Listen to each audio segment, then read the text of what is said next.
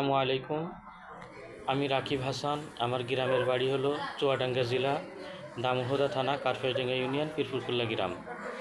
আমি লেখাপড়া করছি Rupsa medical assistant training school, Rupsa, Khulna.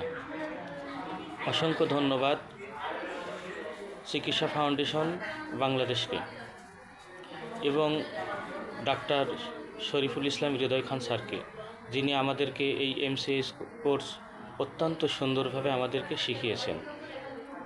আমার প্রেজেন্টেশন হলো ডায়রিয়া হলো বারবার পাতলা পায়খানা হওয়া, প্রতিদিন 3 থেকে বা তার অধিক হওয়া এবং পানির মতো পায়খানা হওয়া।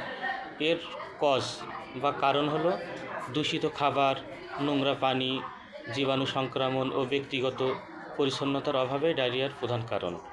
এবং rotavirus, E coli, Vibrio cholerae, Shigella, Salmonella typhi এগুলার কারণে ওটা হয়ে থাকে। এর সিমটম: বারবার পাতলা পায়খানা হওয়া, পেট ব্যথা, মোচড় দেওয়া, বমি বমি ভাব, জ্বর, দুর্বলতা ও ক্লান্তি, ক্ষুধামন্দা। ডিহাইড্রেশনের লক্ষণ হলো তৃষ্ণা বেশি পাওয়া, মুখ শুকিয়ে যাওয়া, চোখ কোটরে চলে যাওয়া, প্রস্রাব কম হওয়া, চামড়া শুকনো ও নিস্তেজ হওয়া।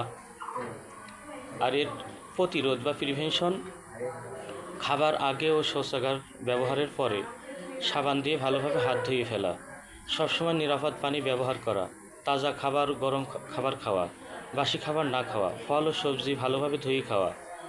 আর এর চিকিৎসা হলো পাতলা পায়খানা হলে পরে বেশি বেশি ওআরএস স্যালাইন খাওয়া।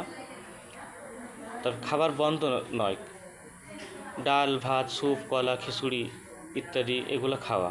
প্রয়োজনে জিঙ্ক ট্যাবলেট ব্যবহার করা। শিশুদের জন্য 10 থেকে 14 দিন পর্যন্ত ব্যবহার করা যেতে পারে।